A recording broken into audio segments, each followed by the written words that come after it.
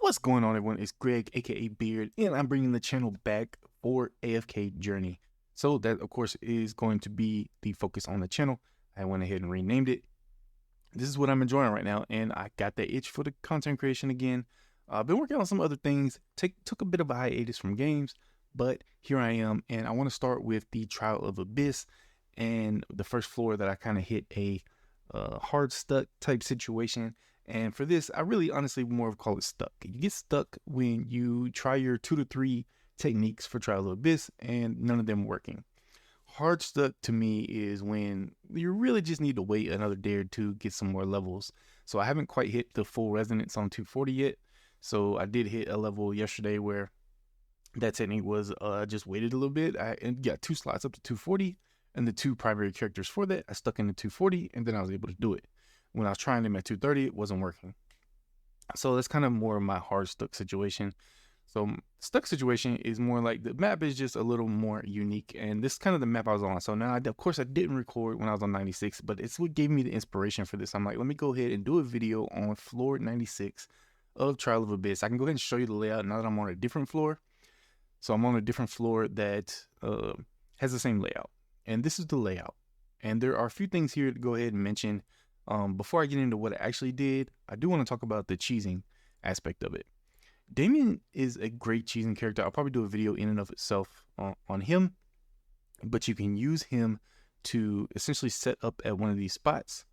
And if you put him on either side of the wall or in the middle, it will trick the AI of the enemy that's to say that basically is blocked off. Like this wall may just come all the way here. So the lane is blocked off, and they actually they don't necessarily always hit his cart. So essentially what they do is actually go back around to the backside and then come back around, and you essentially group them up into the middle.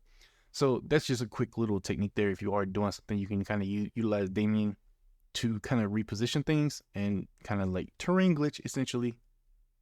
But that's not what we ended up doing here. It was still kind of similar in a way. But on the floor 96, you're going to have the Shakir over here on the left. And I'm very, very sorry I didn't get it recorded. I did record the one that was just like a Cessia rowing comp. I'll do a separate video on that one. That's, I think, 115. But once I hit this map, I'm like, let me go ahead and get recording and show you guys what we did here. So the way I ended up doing it is Entendre to kind of block this spot right here. Then we have Brutus essentially right in this area. You can get a little bit flexible with the spots. I do tweak around, like if I messed up, I'm like, okay, I need Brutus to have an extra split second, so let me move him back a slot. So you can kind of mess around like that. Then your main wombo combo is going to be Thorn and Odie. And you want to position them back to back. You want Odie to help keep Thorn alive. And then we want our healer, which in this instance going to be Smokey. So this is not... Well, no, these are some high priority units for pretty much everyone. So this is a pretty common comp you'll see. Odie is just above and beyond one of the top tier heroes for the game. He just helps carry things. The reason for that is the execute, but we'll probably do a separate video on that. I just want to, mention that. You'll see he was my first priority got him up to 4 stars.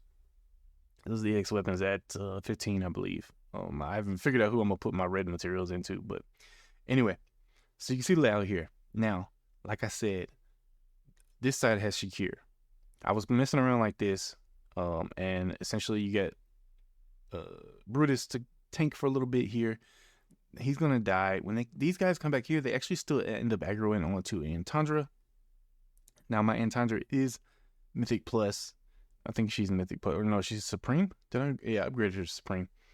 And so she does have her EX weapon, which can hurt you a little bit because she will go to the ally with the lowest HP, if she's not engaged.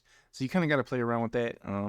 But there was a stage, I think it might have been 96 when I was struggling, where actually getting her to Mythic Plus helped me push me over, which of course I went straight to Supreme, but that did help me push over. Now on 96, what you actually want to do here, you see this layout I have. This is the same layout, but you want to mirror it. The main reason why is you want Shakir to be the first one to go. And I believe there's a Cessia and some other stuff back here.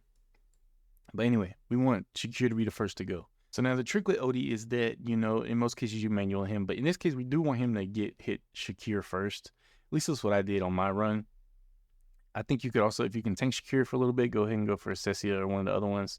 But for me, that Shakir was freaking annoying. So I just went ahead and went for him. So this is the setup. And in most stages, you do have to manual OD.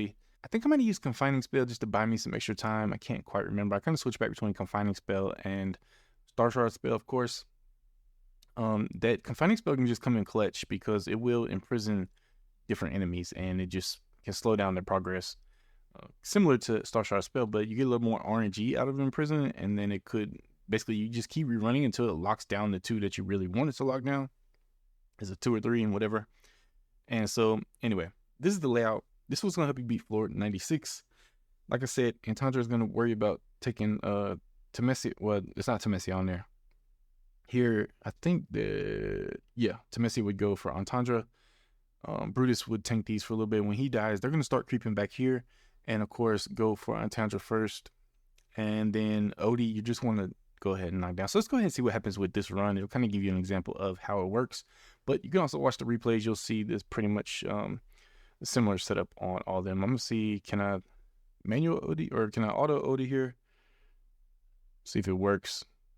If it doesn't, it'll be a good example of OD real quick. Show you how this team comp works. Brutus is gone. Odie is almost gone. Yeah, this is not gonna work.